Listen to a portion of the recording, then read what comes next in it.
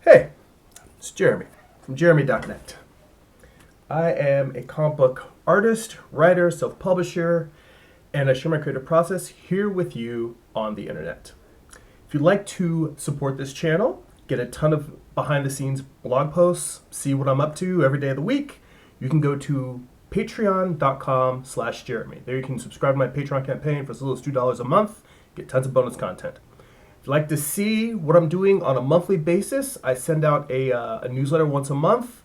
Has comic book pages posted in there, along with the best of my social media and blog posts. You can go to news.jeremy.net. And if you would like to purchase physical copies of my books, or if you're a digital reader and you'd like to read on Amazon Kindle, you can go to amazon.jeremy.net. That will forward you to my Amazon author page. So, before we get started, I hope that everyone is staying healthy and safe during the coronavirus outbreak. Hope that you are not in a place that's heavily impacted, although now it seems like the whole world is impacted. But regardless, no matter where you are, I hope you're safe, healthy, and doing the best you can to keep yourself that way. See, Iron Rock's already in the chat. How you doing, man? Good to see you. Let's see here. Let me adjust the camera because it looks like it's cropping off a tiny bit of my giant melon head. I don't know if that made things better or worse. Let's see here.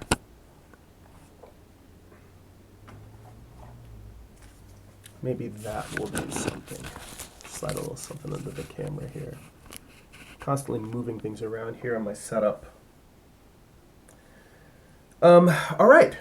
So, before we get into drawing, which, by the way, yay, I am back to drawing comics again. But the previous series you've seen me working on, the Alice in Wonderland prints, I finished those series. And I was originally planning to debut those series at WonderCon 2020. And as we all know, WonderCon has been postponed. So, in lieu of that, I have released the prints on my website. So if you go to jeremy.net, and there should be a link in the video description to straight to the page where the prints are available. So I've got them all available. We've got the White Rabbit piece. It's on there. The Queen of Hearts, and I'm pretty proud of how all of these came out. The Queen of Hearts print. We've got the alternate Queen of Hearts. So all these are inspired by the works of Stephen King. All of the Alice in Wonderland characters have a Pennywise look with the clown face and the makeup. But then there's like little things that I put in there to sort of like indicate, for instance, you know, the Dark Towers in the background of the Queen of Hearts, and she's holding Georgie's blood-splattered raincoat. The Dark Tower is like in a sea of roses, all little things from the Dark Tower books. And we've got like the Mad Hatter. And I think I may have mentioned this in a live stream while I was working on the piece. But the Mad Hatter one, his hat says, "In this style, 21/7. And that's supposed to be a reference to The Shining. Because in the movie, the really haunted room where the old lady that's in the bathtub is, I think it's room 236 in the movies. In the book, it was room 217. So I actually put it towards the reference to the number that's in the book. But point being is that all of these prints are now available on my website, jeremy.net. If you go in there, you can go through, and I'm also updating a bunch of my other prints as well. You know, I'm eliminating some older ones and then adding some new ones and just reformatting them a little bit. But yeah, they're all there. Another way to support the channel is go buy a print and hopefully get some cool artwork. Well, I think it's cool artwork. Hopefully you'll want to get some. All right, so that's enough of the salesmanship. Regardless, please go to the website, check it out, click around, see what else is on there. And now, let's get back to making some art. So when last we left, I was getting into drawing pages of Morningstar. I'm currently on page 2, which in this page, it's a little bit confusing only because the character is upside down, and right now I'm drawing it upside down and backwards. Hang on. I've got my little glove to protect against smudging the screen here. Let me get this guy on.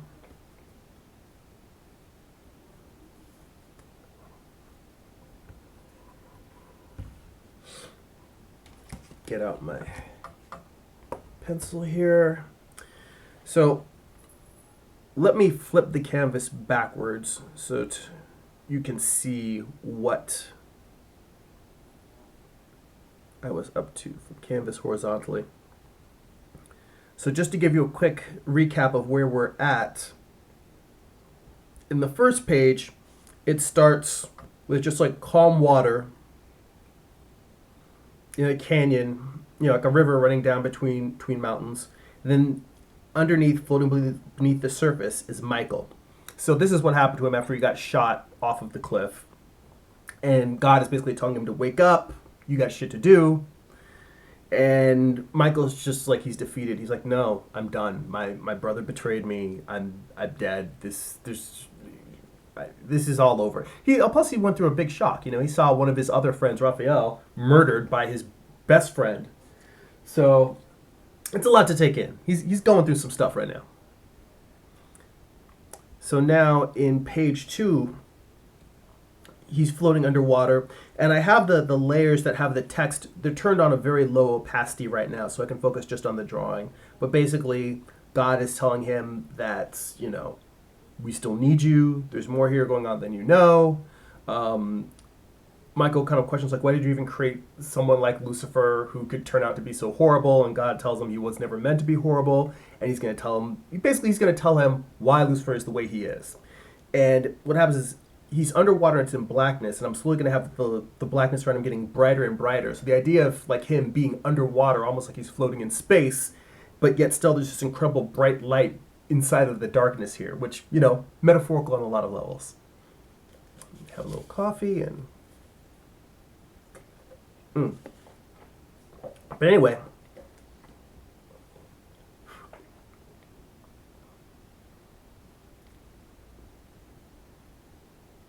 let's see here. Oh yeah, so that old trick of flipping your artwork to look for mistakes, what I tend to do is I draw all of the red one way, then I flip it over and make my corrections with it the other way, and it kind of helps. Really, I should flip back and forth and back and forth. And I don't do that much. Only because previously I was used to doing it on vellum. So once I go around and I start making corrections on the graphite side, the side that's going to be my final pencils, it's harder for me to see what's going on or make changes or corrections on the other side. Now that I'm working digital, I can just flip back and forth and back and forth. So maybe I will be doing that more often. So right now, I'm just looking over these top 2 panels, and I'm trying to remember if there's anything else that I needed to add or change to these before I move on to the next panels. And it looks like they are good. Oh, questions in the chat. Sorry, I didn't even didn't even notice. I got caught up in here. So let's see. I see JSG is in the chat. He says Raphael, the best turtle. You know what? And oddly, the Raphael in my team is a sweetheart too. Yeah, I always thought Raphael was pretty cool. I like the size. He's a badass. I have not watched the new cartoon where Raphael is the leader now. I think that's an interesting take. And plus, he's like giant from what I remembered. I should probably look at it. I haven't had much time to watch any cartoons. And I see Solid Spider Snake in the chat. Hello. Thanks for stopping by, joining us. And JSG says, yeah, I'm pretty sure God was having a bad day when he created Lucifer. You know what? Well, it's interesting because in the last couple of pages of the story, he basically Michael tells Lucifer what God's telling him. So there's a little bit of like unreliable narrator going on here. And you'll see when the whole thing is finished what's going on, but Lucifer's mind, as sharp as he is, his mind gets blown.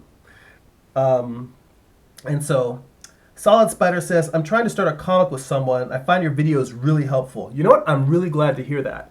The main thing that I try to share with people is, hang on, let me undo that line, is, you know, we're all we all have ideas for like, oh, great, I have this cool thing I would like to make. And we all like seeing cool finished artwork. But all of the stuff in between, like the how do you get there, that's the stuff that's hard to figure out and seems to take a long time. And I feel like showing people the in-between stuff, that's the thing that makes you realize, oh, wait, yeah, part of it is just staying consistent and always moving forward. A lot of it is looking for creative solutions to challenging problems, trying to find a lot of times the simplest solution, because sometimes we can overthink a problem and make it a lot harder than it needs to be. But just showing the day-to-day challenge of just staying consistent, getting pages done, the drawing, the writing. I mean, that's the biggest lesson I've learned from working on this series, is that at a certain point around issue 4, I stopped for a few months. And I didn't stop because I was discouraged. I stopped because I realized that I needed to rewrite parts of the story. And it took me probably, I think, 2 months or so of just sitting down and rewriting. And I've realized that in the future, I need to just write every day so that I'm always making progress. And the problems that I had, if I had been writing every day, I would have caught them earlier, fixed them, and I wouldn't have had to stop. So my new revelation, and once I finish Morningstar, I plan to put it into production, is, just make sure I write for like 10 or 15 minutes every day. Well, 15 to 30 minutes, we'll see. It really should be more time than 10 to 15. But the idea that if I'm writing every day, when the time comes for me to start drawing, I'll have worked out all the problems. And when I finish writing this series, well, not this series, when I finish writing whatever I'm working on, I just start writing the next thing. That way I've always got something that is ready to go, ready to start drawing. So right here, I'm just doing simplified kind of George Bridgman construction of the tendons in the neck. George Bridgman in the sense of just really trying to get simple, basic volumes. I'm sort of twisting the iPad around to different angles. Not the iPad, but the actual screen to different angles to make it easy to get the strokes that I want. Our hands move on kind of a natural arc. I'm always trying to keep the screen or the surface I'm drawing in a position where I can make that arc most naturally. So let's see here. More comments in the chat. Let me get back over to you guys. Let's see. Amaris is in the chat. How you doing? She says, I'm starting my art book today. Congratulations. Glad to see you're making progress. It's always tough, and I know you've had setbacks, different health things. So, but I feel like art is one of the best things when you're dealing with health stuff, because it's something that, while it can be physically demanding, more often than not, I find it just relaxing, soothing. Putting my butt in the chair and drawing stuff, I find seems to be the best thing for me. No matter how I'm feeling, it makes me feel better. Let's see. And Solid Spider says, my main problem is sketching proportions and dynamic poses consistently. Well, I will tell you that people have heard me say this enough times, they're probably sick of it, but figure drawing classes, getting in front of a live model. Now, with the coronavirus outbreak, now's not a great time. Believe it or not, as much as I swear by figure drawing, I am skipping my class this week, and then the following week, I think it was going to be canceled anyway. Like, we had a scheduled night off in the week, but I'm going to see how things feel after that. But getting in front of a live model, when things get back to normal, getting in front of a live model it forces you to deal with those challenges.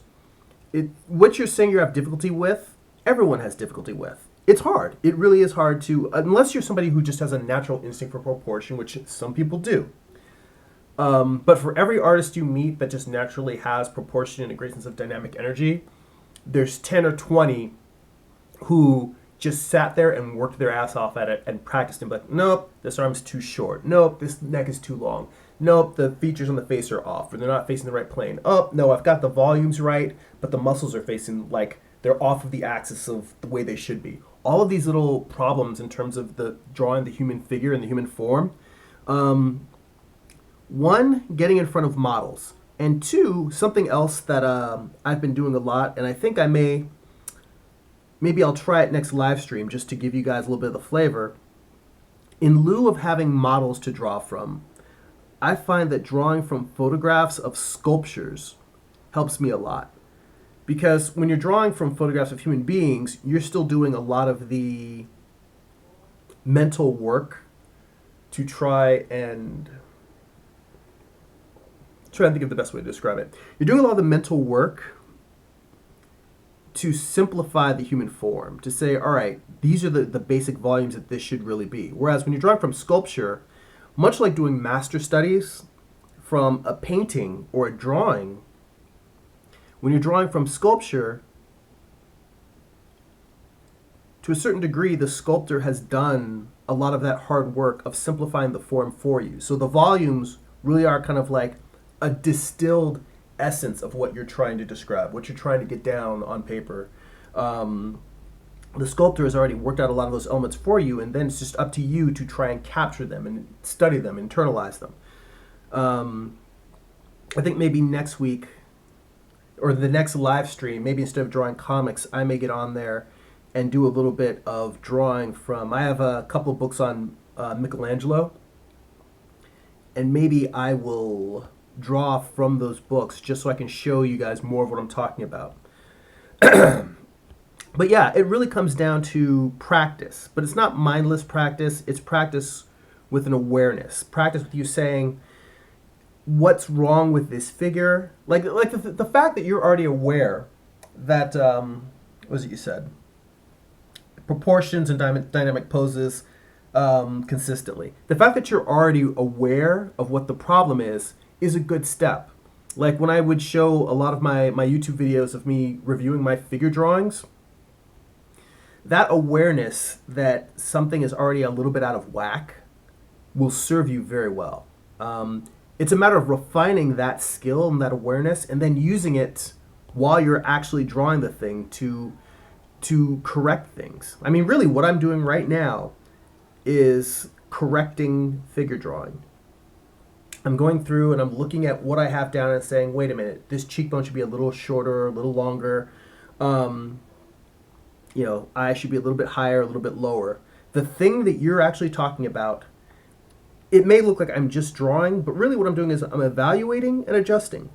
I'm using the skill that you said in terms of realizing things that are off, and I'm using my ability to identify things that are off and trying to fix them at this stage before I go on to inking it.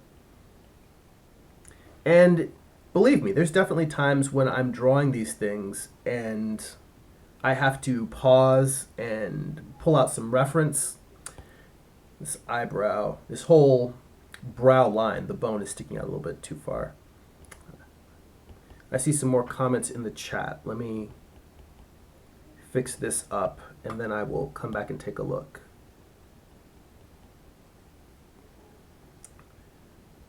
Yeah, that's a little bit better.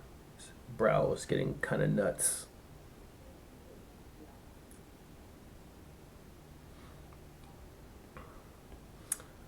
You know, the more that I draw digitally, the more I'm thinking I'm going to have a hard time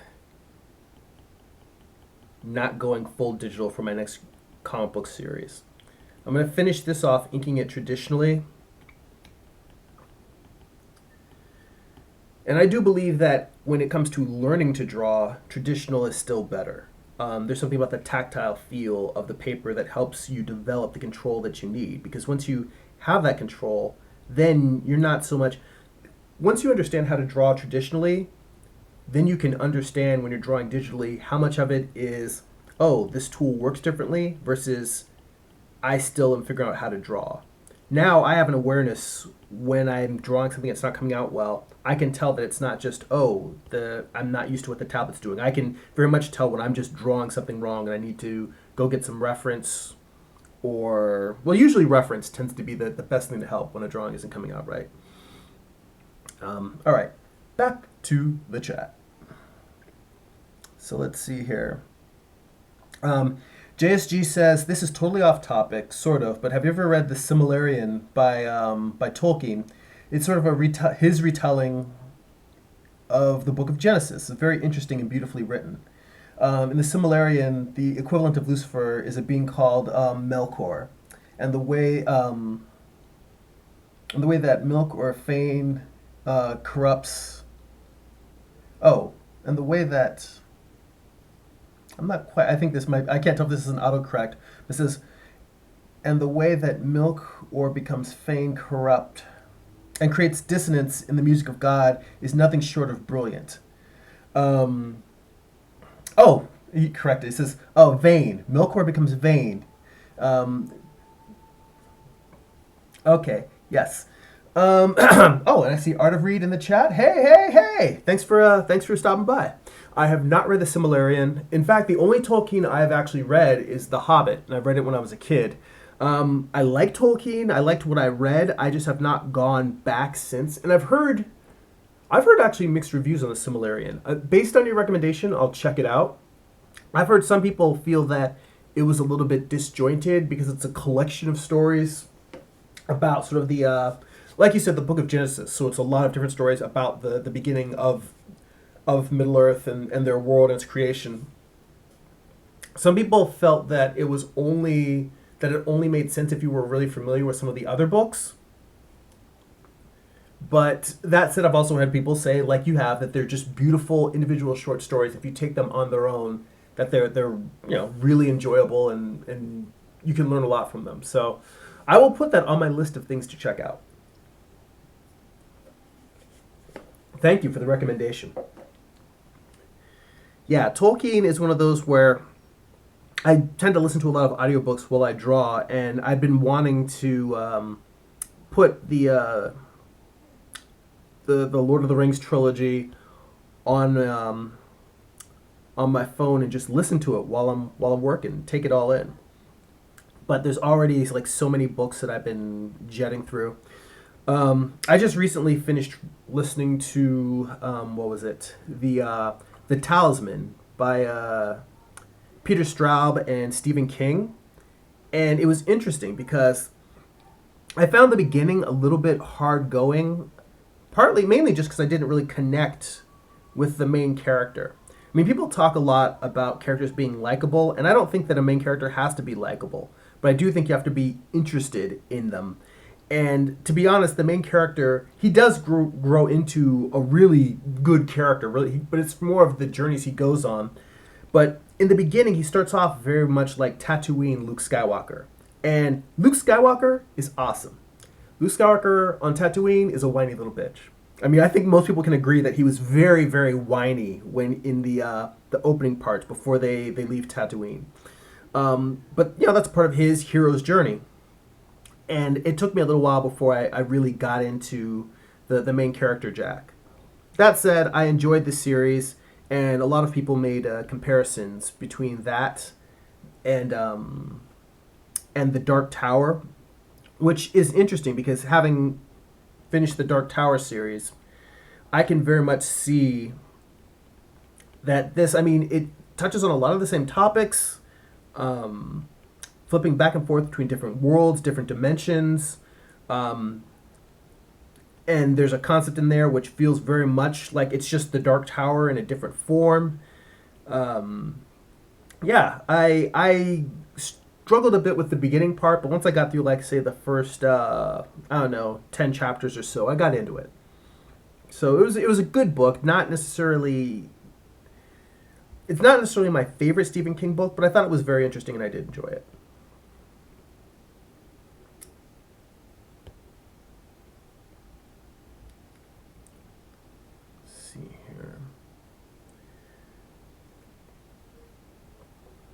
You know, it's funny. Right now, I'm taking a figure drawing class. It's on heads, hands, and feet. And one of the things that I've always struggled with, is drawing heads just slightly turned to one direction. So, like, you're looking kind of straight on, but just a little bit of a turn. Because I can do straight on really easily. I can do profiles. I can do three quarters. But that very subtle, just slightly off axis, it's like I've trained myself to draw the face in these certain, almost like stock poses mentally. And now that I mean, I've always had that problem with things that are off of that axis. But I realized what I need to do is what I need to do with most problems, is practice doing it. So I don't know whether I'm going to sit down with a mirror and do some self-portraits slightly off axis, or what also might be easy is I usually have these little busts, these little small heads. They're like, I don't know, 2-3 inches, and maybe just try drawing some of those, posing them in an off-axis position. Let's see. Art of Read says, oh wait, let's see here. Solid Snake says milk, LOL. Yeah, autocorrect is the bane of us all. It's always inserting itself in our conversations. Art of Read says, I've got a ton of ideas that I need to write down, having a bit of a hard time since I'm an artist and not a writer. Let me tell you something. All you need to do to be a writer is to write. Think about the fact of how much time you've spent drawing and learning your craft and trying to improve. Now, if you think about how much time you've spent, if you spent the same amount of time you've put into drawing, into writing, you're like, you'd be Stephen King. You wouldn't be Stephen King, but you'd be you'd be a lot more practiced at this. And that's really what it comes down to, is writing. I think it's harder to evaluate people's writing than it is their drawing. I mean, drawing, you kind of look at it and immediately say it's good or it's bad, whereas with writing, even if you read it and you're like, ugh, it's harder to say, well, this is what you can do to make it better. But the most important thing, I think, for writing is developing the routine, the discipline of doing it on a regular basis. I think that now that I draw almost every day of the week, even for a little bit, even if it's only for an hour, I've developed sort of a mental muscle. So I just sit down and I get to work. And that resistance, like if you've ever read Stephen Pressfield's War of Art, he talks a lot about resistance. Almost any time you start a creative endeavor, there's a little part of you that it's that inertia where if you haven't started yet, part of your brain is just like, well, I don't want to start. You know, and I don't know why that is. I mean, actually, Pressfield probably talks about it in the book. It's just been too long since I've read it for me to remember. But regardless, when you start a project, there's a bit of resistance. And I think that's true for writing as much as drawing. And the more that you do it, the better you get at just starting. The resistance starts to fade away. So, you know, if you stop thinking of yourself as just an artist, and think of yourself as you're a writer who's starting out. You're at one level with your art practice, your writing practice is behind that. So if you just put in a little bit every day, and you may not ever catch up to where to be one-to-one, you're as good a writer as you are an artist, but you'll eventually get to the point where you will feel competent and confident in your writing. I think that much like the same way that we're always self-critical of our art, and we always feel like, this could be better, there's so many other people that are better at it than I am, that never goes away. But what you can do is say, I love doing this. What can I do to make it better? It's never going to be perfect, but you can always keep striving to make it better. And I think that if you take that attitude with your writing, putting in a little bit of time every day, writing those ideas down, that's the important thing. Like, when you think of stuff, write it down, because it will disappear from your brain in an instant. That stuff goes quick.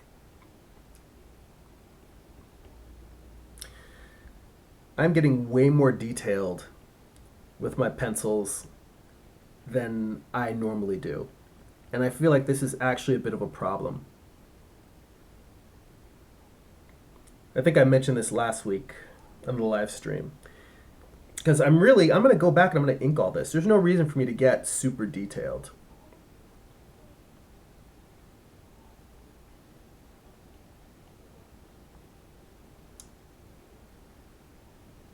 I need to make a definitive change in direction here, a break between Michael's neck and his vest and the shirt sticking out of it. Because right now it kind of flows up. This line kind of messes up the silhouette. So I need to get rid of that line. I was trying to kind of imply that the top of the shirt is sort of ripped, but I just need to make that all turn and cut underneath, or rather wrap around his neck. Let's see here. Solid Spider says muscle memory, in terms of like, putting in the practice and the work. And JSG says it's because people are afraid of failing. Yes, that's very true. And I will tell you that I think that's where being an artist,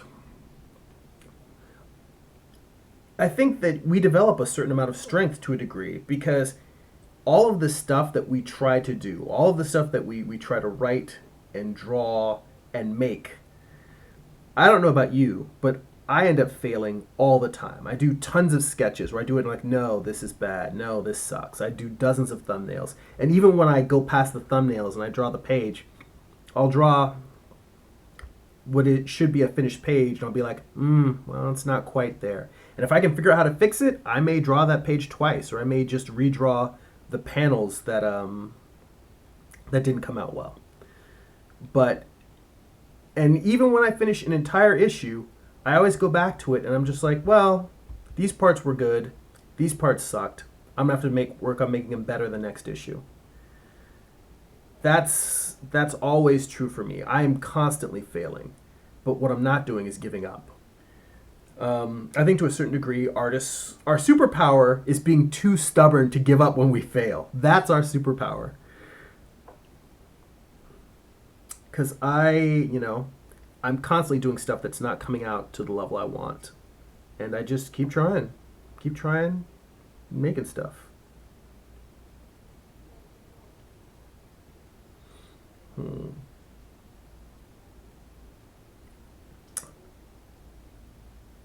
I don't really like the tangent that's happening here between the shirt that's torn on this side and his bicep on the other, because it's also going to have ragged fabric wrapping around. So I'm almost wondering if I should just get rid of these lines that I have here and kind of isolate, just start his shoulders sticking out. Like, I kind of like the idea of framing his shoulder, kind of like Doc Savage with fabric, but I also need to flip back to my reference. See, Jordan in the chat also says, fail often and spectacularly. That is a great quote. Thank you, Jordan. Yes, fail often and spectacularly. The more spectacular the failure, the more you'll learn. See, I have to keep my own comics by my table while I draw so that I can pull them out and refer to different details. For instance, there's a shot in here. I don't know how well it'll show up on the webcam, but there's a shot in here of Michael falling into the river down the canyon, and I kind of look at that because I've got his sleeves torn so that one side of the shoulder is completely out and then one side is kind of covered, but then the elbow it's ripped. Like, I look at this almost like it's a character sheet, and I kind of study that. Not study it, but that shot is kind of his uniform for the rest of the series. So I look at that and refer to it as I'm going. Let's see here. All right. Well, it looks like under these cases, under these circumstances, what I really want is just to draw the whole shoulder of the vest, as it were.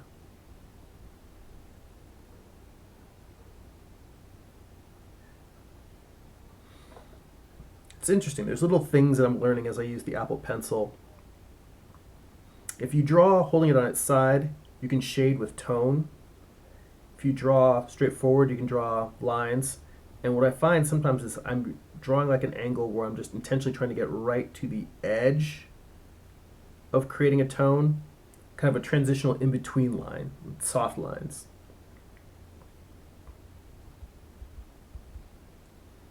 And it's nice to be able to just zap, zap, zap, and do all that.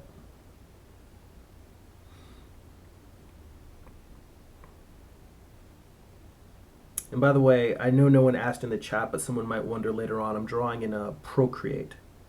And so far, this has been my go-to choice for drawing digitally. I do have Infinite Canvas, and I heard about that on Liquid Pixel's YouTube channel, and I figured it was only like $8. And considering how much I spend on pencils at the art store, $8 for, I mean, the app itself is free, but you unlock a bunch of features, like having additional layers. There's a lot of pencils and tools that are only available if you get the pro version. So I just thought, you know what, for the price that they're selling it, it's highly reasonable.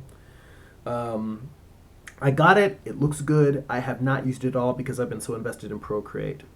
And I don't necessarily want to spend a lot of time learning yet another app when I've been putting so much time into getting this one up and running. But it never hurts to have multiple tools in your arsenal.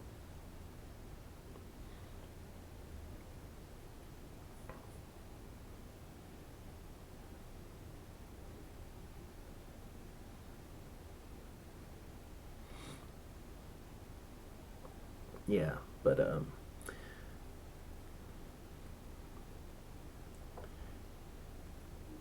so I was going for kind of a Doc Savage feel with Lucifer's vest here.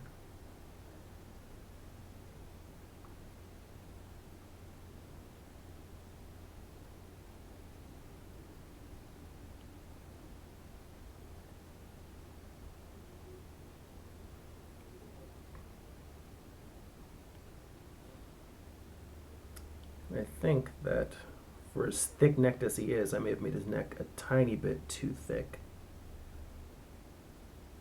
Of course, his head is also very massive here.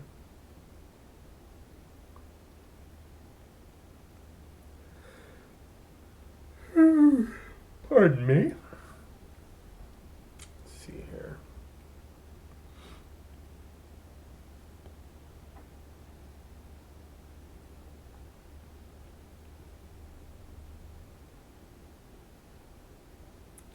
Now see, right here, anatomy mistake.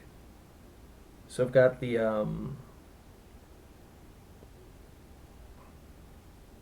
tendon that runs, that prominent tendon that runs up the neck, and I have it connecting here, but then I have it running around the back of the neck instead of it going straight up like this. It should be connecting underneath the jaw. Should be like that. And then what I'm going to do is pull off of this line to connect, because it sort of splits at the bottom. Part of it connects right here at the center of the collarbone, and then part of it goes underneath the collarbone to connect to the chest. And then what I can do is come in with the eraser and clean that up. You know, very simple anatomical mistake. Simple to make, but also simple to fix. So one of those things where it's just a matter of like keeping an eye out on the figure, the mistakes that you make. Now behind this, I can have a little bit of the neck flaring out.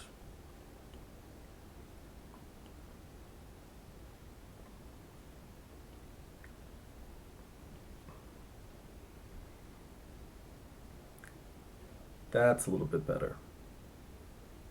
Just a little bit of simple anatomy. And get the underside of the cheekbone here.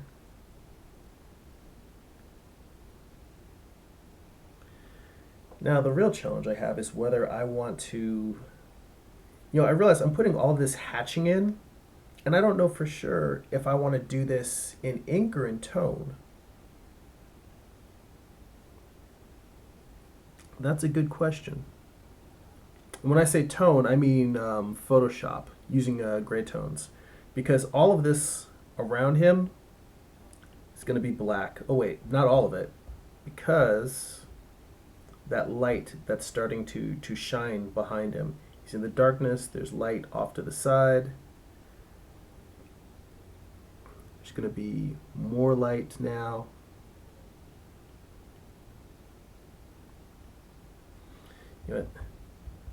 These look a little bit better. These light lines, which are kind of like speed lines, look a little bit better with a larger brush.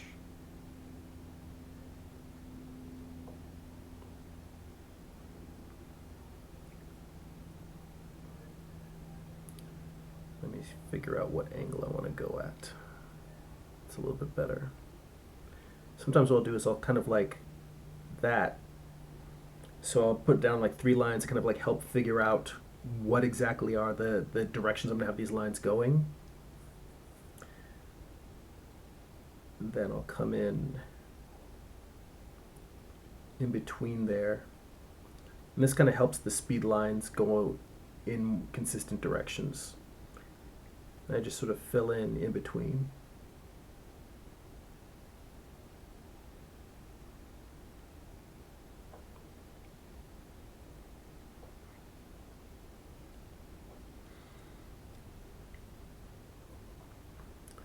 And as I'm looking at this, I look at this in comparison to the other ones, and I realize I wanted the light kind of coming from below. Here, let me flip this back around. Remember, he's upside down. But I wanted the light coming not just from the side, but also from below him. And right now it feels too much like the light's directly behind him. So I think I'm going to undo these lines. For those who don't know, you undo on Procreate by just tapping with 2 fingers on the screen. So that's what I'm doing right now, is just tapping multiple times, which I've really gotten used to these keystrokes. In fact, I remember I was talking to one of my coworkers who also is a digital artist, draws on Procreate, and I went over to his desk one time. I'm all, hey man, he's all, what? And I said, you know how you know you've been drawing in Procreate a lot? And he's all, how? It's like you make a mistake, and I go up to his monitor and I go, and you double tap on it because we're at work, we're using Photoshop, we're drawing on Cintiqs. I just tap on the screen. It's like, you know you've been using Procreate a lot when you make a mistake and you do this.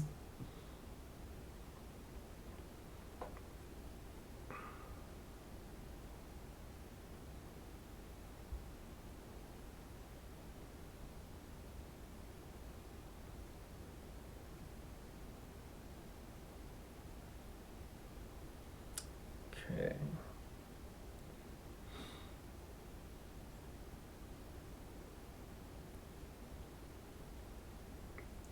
So that feels a little bit more like what I wanted in comparison.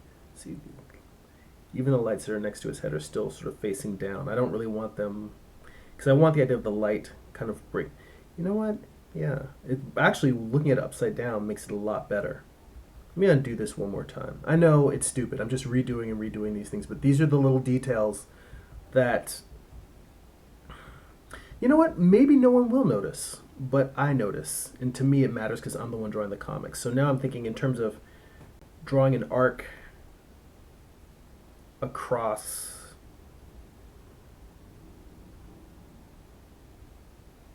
the bottom of the screen. But maybe this one is too high of an angle. Get rid of this one.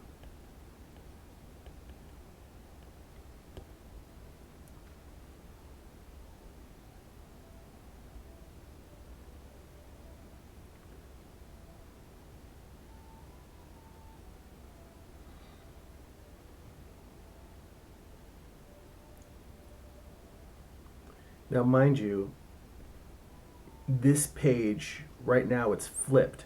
So the panel that's to the right is going to be the panel that comes before it. I'm going to flip it back for actual production.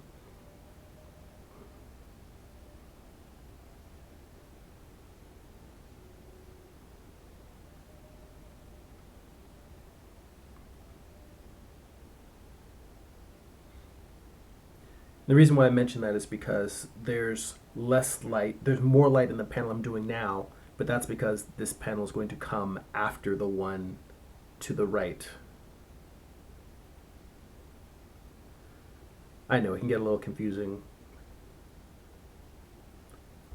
Sometimes I have to work to keep it straight in my own head.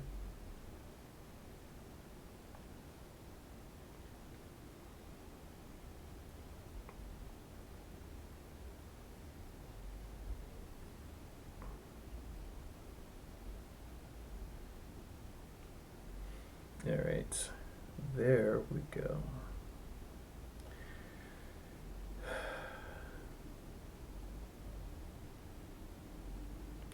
It's a little bit better.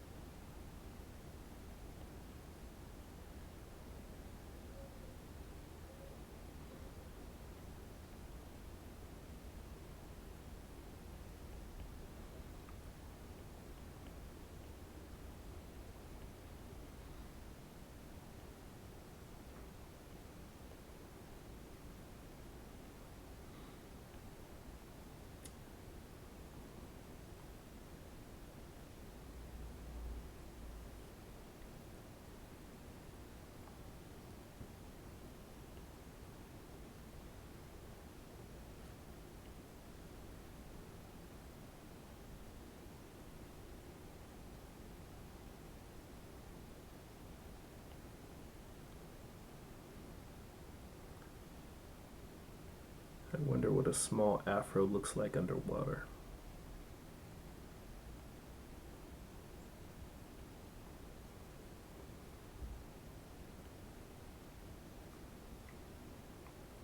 I'm just trying to make them look like sort of puffy clouds. Just keep it the way it would look above water.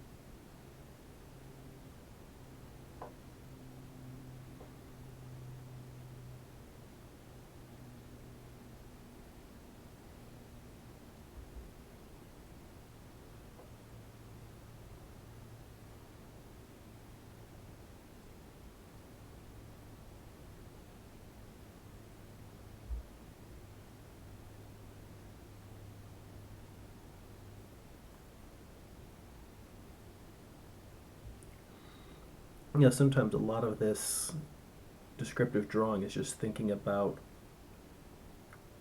everything as a brick and saying what side of the brick is facing towards the light and what side's facing away.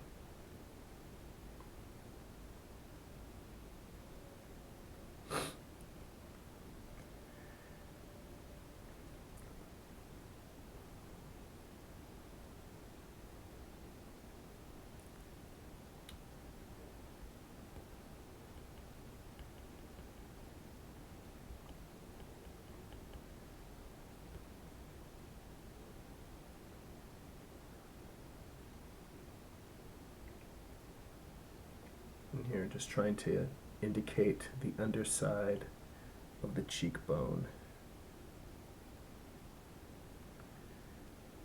with perhaps more light than is really warranted.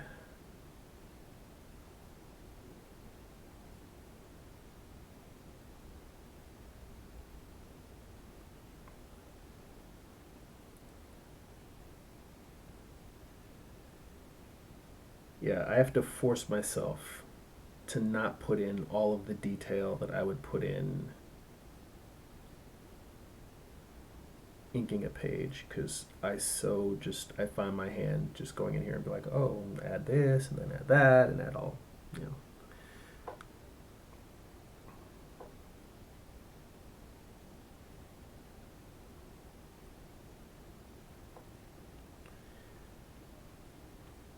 Yeah, I think that's enough for that.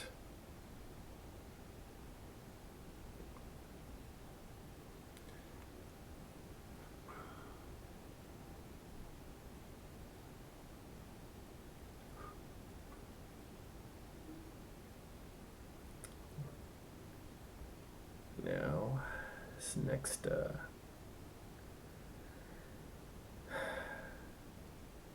see, this is the reason why I flipped them. This page looks a lot wonky. This panel looks wonkier. I think it's because I just wasn't sure what I wanted to do with the figure's posture on this. Let me see. See Amar in the chat.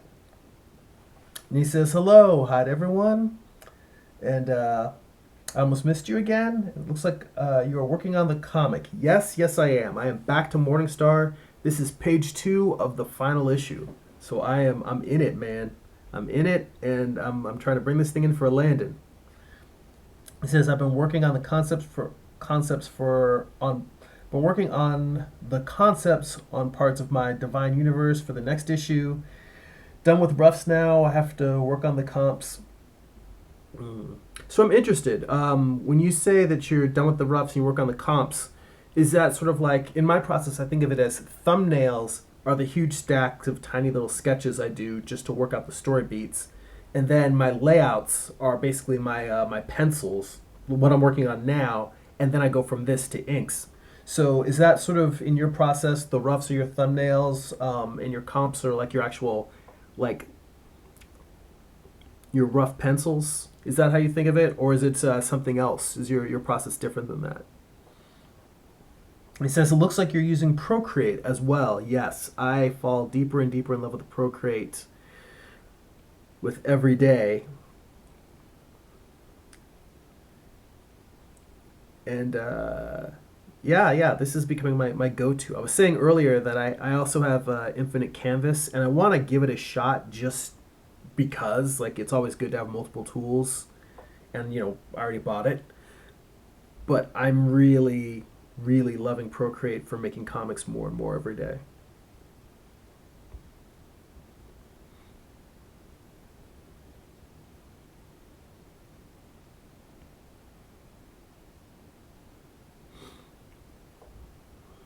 Yeah, you know what? I'm already getting too much into details here. I'm kind of forgetting my own rules and my own lessons, which is before I start getting into the facial details like that. In fact, I am just going to lasso this and get rid of it.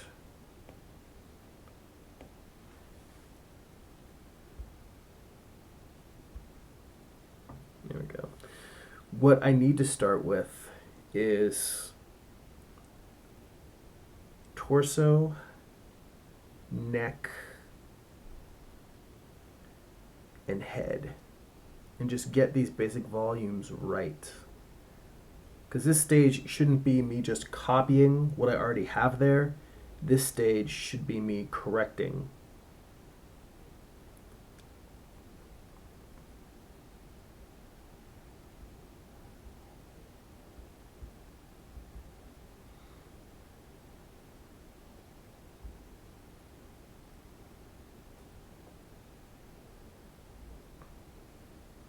Yeah, I should be correcting the rough sketches that I've already done. Going through here and saying, nope, it's this instead of that. Like, I think I have his head turned a little bit too much to the profile. I should bring it back just a smidge. And again, these are things that readers might not even notice or even care about. But for me, it's like in my head, I'm seeing it like a film director. And the shots have very specific emotional beats that I want to capture. So as opposed to having an actor doing multiple cuts, multiple takes to try and get the feel, in my mind I know what I'm going for, and the thumbnails are like getting down on paper the tone and the mood of the scene. And for me, doing the actual, these pencils, this is me going through and saying, wait, this is, all right, let me try. I know the mood of the scene. Here, let's try it like this. No, wait, that's not right. Oh, wait, let's try it a little bit more of this flavor. Nope, that's not it. And then just moving stuff around, whether it's the figure's pose, the gesture.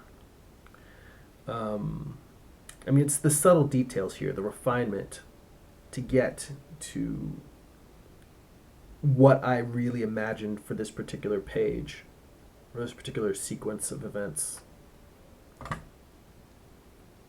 And to that end, coming back to this and not just copying what I did in red, the roughs, but coming back in here and saying, all right, where can I improve on this? Why does this not feel like what I had hoped it should feel like? So Amar says, I do the same for this, but my new characters, planets and scenery. My version of hell is called Hail. So I fished the roughs for Lilith and Samuel's. I finished the roughs for Lilith and Samuel's castles there, plus like 14 other elements key to the story. That's one thing I wish I had done for Morningstar, was to draw a map of heaven. To be honest, I should have drawn like a map of the whole series. And in fact, I think that may be something that I might do for series going forwards, is to draw kind of a Dungeons and Dragons-y like territory map. Both in terms of working out where different scenes are going to be located for me personally, but then also maybe do it as like a poster for the series. So I've got a story that is not set in our world, that's set in more of a fantasy world.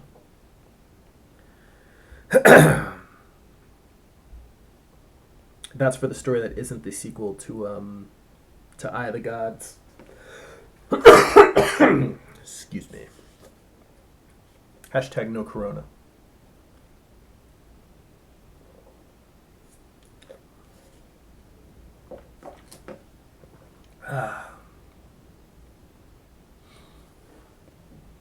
Oh, that sounds exciting.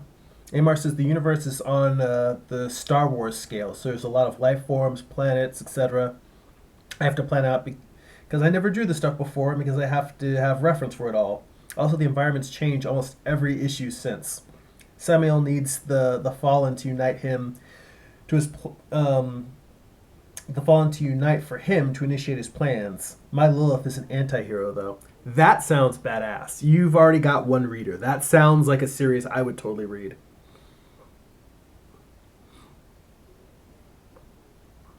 An intergalactic war with the Fallen. That sounds fantastic. And fantastical.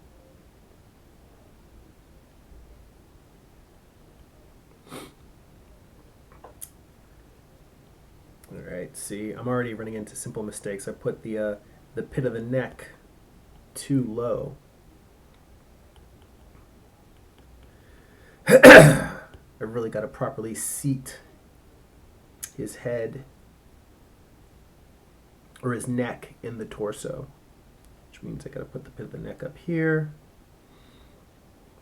because properly placing the pit of the neck also means properly placing the top of the pecs, kind of framing the upper part of the torso.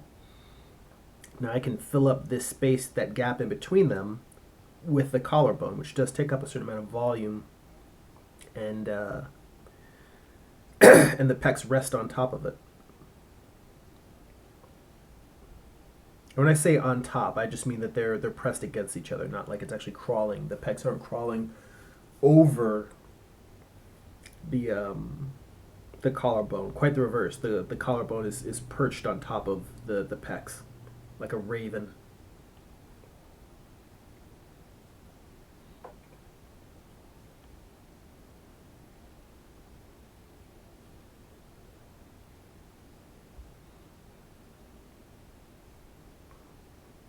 Sternocleidomastoid. I was thinking that my figure drawing instructor would be ashamed that I did not remember the name of the muscle. The neck muscle. over here to the right that goes underneath the ear, when I was correcting it and I said that I had drawn it wrong, so it was wrapping around the back instead of you seeing it from the side, this muscle is called the sternocleidomastoid. And as I was drawing it, I was going to say it's called, and then it flew out of my mind for some reason. And then I thought, well, let me grab my anatomy book behind me, or one of my books, and just look it up. And then I kept blabbing and running my mouth, and I forgot. But know that deep inside, I felt horrible shame that the name did not roll off my tongue, as I've been studying the human form long enough that I feel like I should have all of the major bones and muscles memorized. And truly, it was inside of my head. It just didn't come up when I called it. See, this is why I'm afraid to teach, because it's totally the emperor has no clothes type thing, where I'm telling people and then I'm reaching for the name of a muscle or a bone that I very much should know, and I'm like, die. So, yeah. I guess that's one way to really learn, is to get horribly embarrassed in front of students for not knowing something that is basic and that they should know. Because I guarantee you that if I didn't know it, if I had just said as I was drawing it, it's this muscle here and I can't remember what it's called, somebody would have hopped out in the chat. In fact, you know what though? That's pride. I need to stop being so proud. If I can't remember something, I should say to you guys, hey, I know that I know this thing, but I can't remember the name right now. What is it? And then if nobody in the chat remembers, then I would go and look it up. I mean, it does look a little bit lame. It does look a little bit embarrassing. But you know what? I think everyone here knows that life is full of embarrassing moments. So, all right. I just noticed that we are already past 1 o'clock, a little bit past 1 o'clock. So I think I am going to wrap it up in a few minutes. I'm going to work on this vest a little bit more. But if you guys have any last minute questions, toss them in there in the chat. And then we'll call it a day for this week. And, one of the reasons why I was excited to get back to Morningstar, I really needed a break when I did the Alice in Wonderland pieces.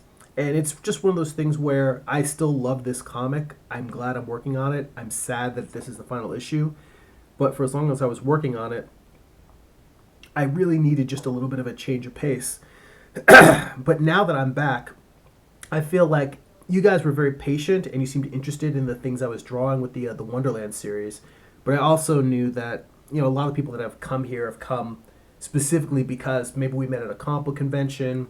You saw one of my other comic book related posts online, and I was like, I really need to get back to the comic book work, because that's, I think, the thing that drew a lot of people here.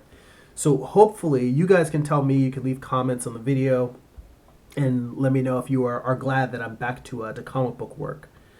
I'm also kind of asking because I think that in between finishing Morningstar and starting my next comic book, I may do another series of pieces that are just art prints alone. Maybe even do several months of just doing standalone pieces while I'm doing some world building and getting into that habit of writing every day that I was talking about. So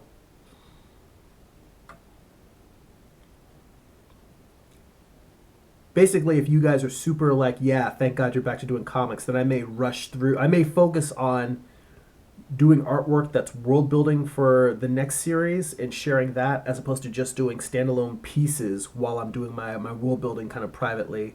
Maybe the world building will just be shared on Patreon or such. But I guess just trying to get a feel for what you guys are looking for, what you're into. So let's see. Back to the chat, because I was rambling for a little bit. Amar says, I plan to start back sculpting at a certain point and upload it to my channel. Maybe one day I'll be able to do a collab, because I plan to still do 3D and traditional sculpts of the key characters in this universe. That is a lot of work. Impressive. And I see Art of Julie in the chat. She says, finally caught a live stream. Well, thank you. We're winding down here towards the end, but I'm glad that you were able to make it on here. If you've got any quick questions before I wrap it up, feel free to hop on and ask. And Amar says, the only downside are most of the creatures in my universe don't have a humanoid form. And Jordan says, just make up the names at random for them. Doesn't matter. Amar says, I started out sculpting at a really young age with plasticine clay. So I may be rusty, but it's like a fourth hand. You know, have you looked at Imaginative Realism by James Gurney, that book? Because he has so many fantastic references for the illustration process, and he's done a lot of fantasy work, particularly with Dinotopia, where he was making sculpty models, plasticine models, maquettes for a lot of the stuff that he built so that he could properly light it when he was painting traditionally. And I think he has a lot of really great tips in terms of building imaginary creatures and building things that don't exist, and ways to, I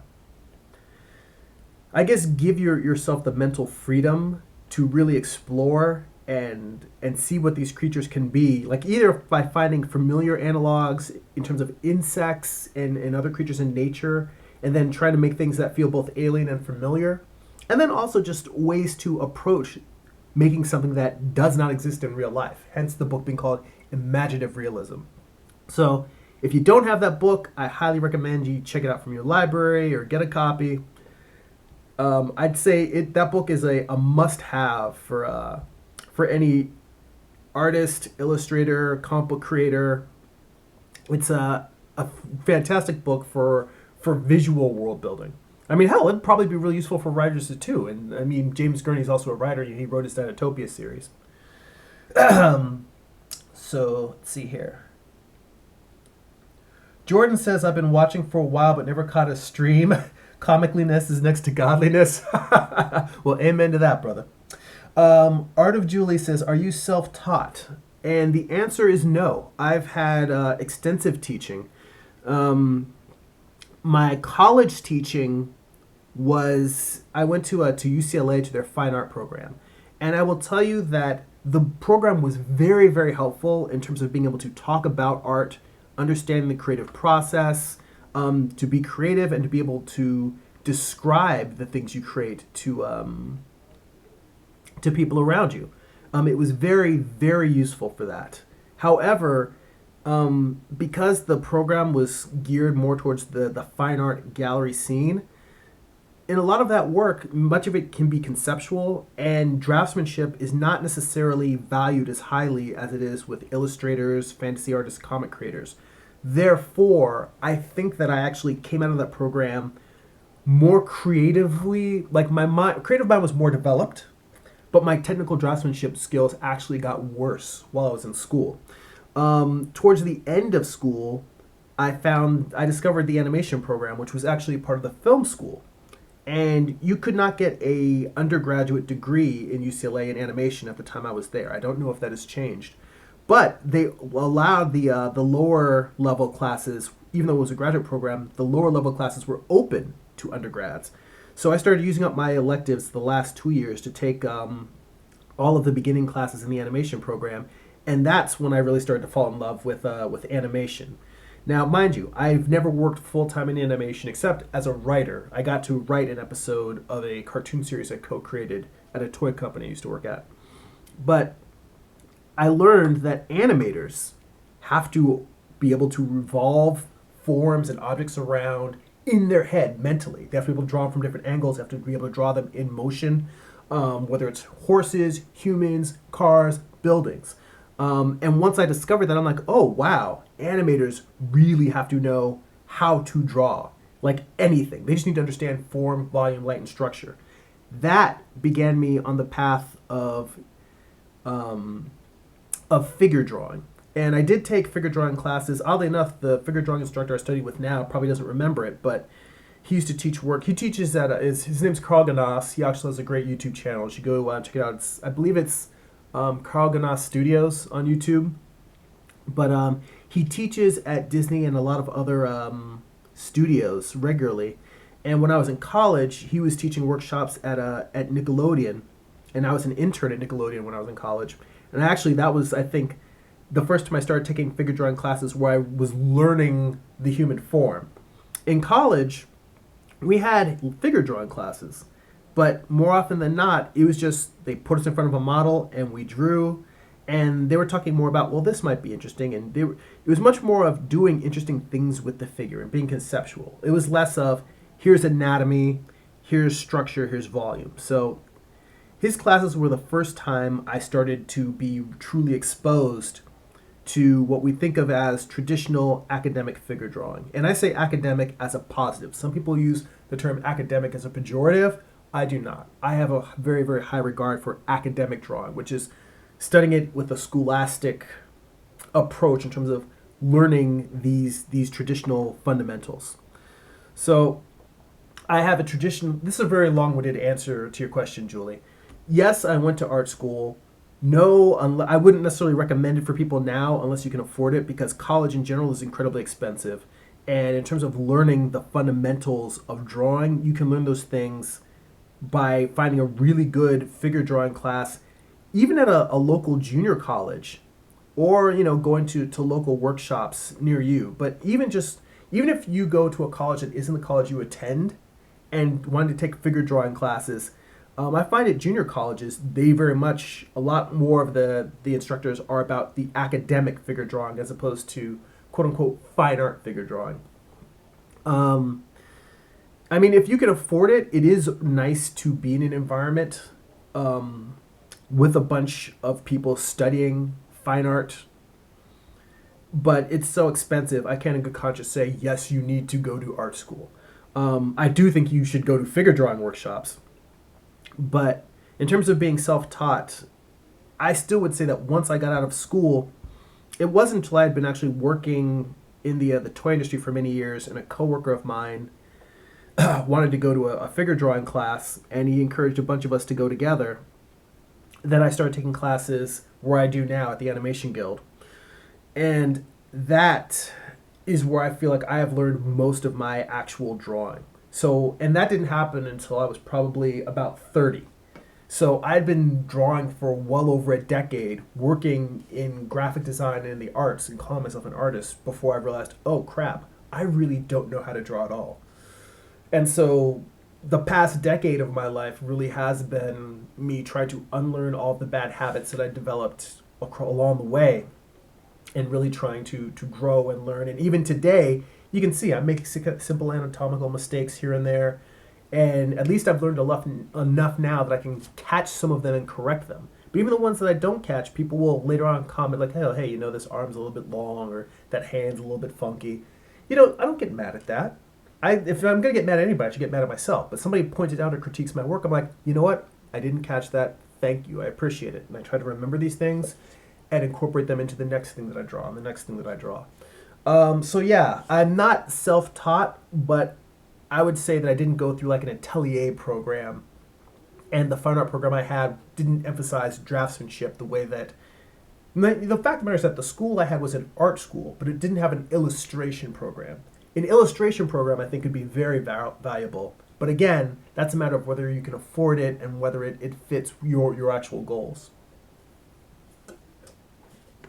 All right. Let me hit the chat real quick, and then we're going to call it a day. So let's see here. Amar says, I have not heard of him, but I was doing this around the age of 4. I guess we're back to talking about making the models in plasticine and clay. He says, I'm pretty good at sculpting what I need, but I will check it out. What's that guy's name again? His name is James Gurney. He actually has a YouTube channel. It is worth checking out. He's got a great YouTube channel. I mean, a lot of it is plein air painting, but he still shows a lot of his process in terms of making sculptures and maquettes. But the book is called Imaginative Realism. But if you want to just get a sense of what he does, go check out his YouTube channel when you're done here, because he's got tons of videos. Amar says, the cool thing is whatever I can draw, I can sculpt digitally and traditionally. I just need to not be lazy or distracted, which happens. Hey, you're preaching to the choir, man. That's all of us. I'm always fighting it's less the laziness than I'm like, ooh, piece of candy. Ooh, piece of candy. There's always some other book that I want to read, some other thing that I want to, I'd start sketching too many projects at once, and it's like, we get caught up in a bunch of different things. I'm easily distractible more than it is the laziness. Although everybody needs some downtime. Art of Julie says cool beans. You're very welcome. Amar says college for me was a waste. I had that feeling when I first got out of school, and more when I realized how much I wanted to be an illustrator, and I didn't get that. But I think that as I've gotten older, I've really developed an appreciation for the intellectual tools that the program gave me, and I've become much more appreciative of that. And I just realized that, it's hard to find a program that has everything that you need. But also, I went on an athletic scholarship, so I had an opportunity to go to a school without incurring the level of debt that a lot of students have. I probably would not have gone to UCLA if I didn't have that athletic scholarship, so I was very fortunate to be given that opportunity. I was also fortunate to be given the opportunity to compete for a Division One NCAA school, which I was lucky. I was fortunate in a lot of circumstances, so I really appreciate what I got out of college. Even if it didn't put me right where I wanted to be when I got out of school, I'm here now and I'm making art. So I did get a lot from it.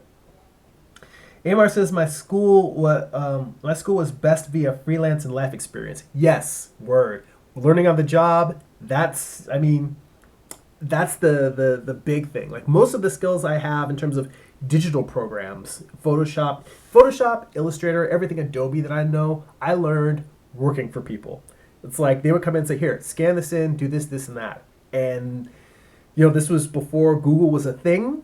So I would either click around and figure stuff out, or I would grab the manual and look it up, or I would go to somebody else who knew how to do it and say, hey, how do you do this? And they'd show me real quick. And I'm like, all right. And then I go and do it, and then do it. And I'm like, oh, wait, this isn't working. Go back and say, I did this and this and this. He said, yeah, but you didn't do that and that. And that's it. Most of the stuff I know in life, I either learned in figure drawing class or on the job. From my coworkers. That's the other thing. Great coworkers, working under great art directors, design directors, coworkers, working with people that are not secretive and they're more than happy to show you their techniques and their processes.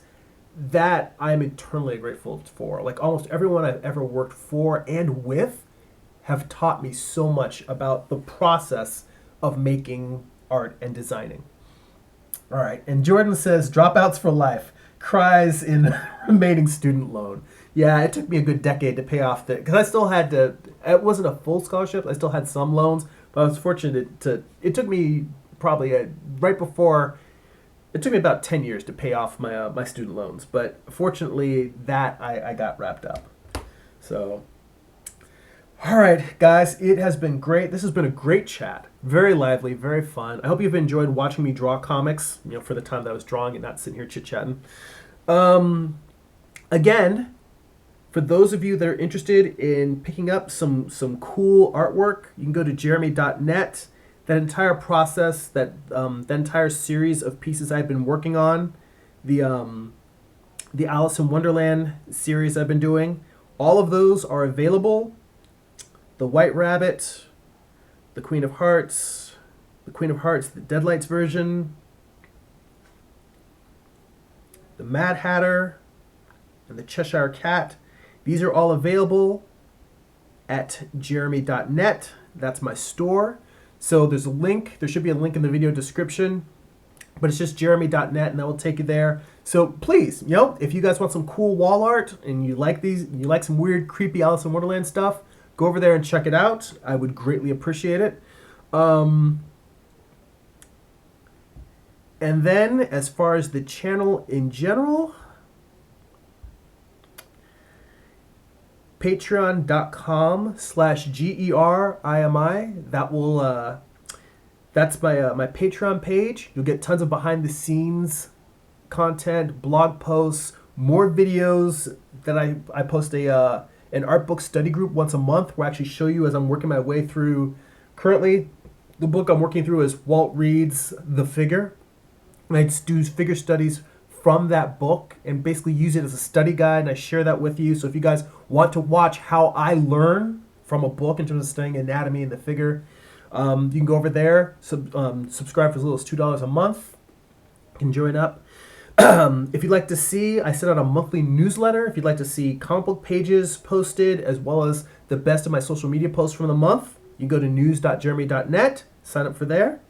And if you go to amazon.jeremy.net, that will take you to my Amazon author page. You can buy physical copies of my graphic novels. You can also buy an Amazon Kindle. And yeah, that's it, guys.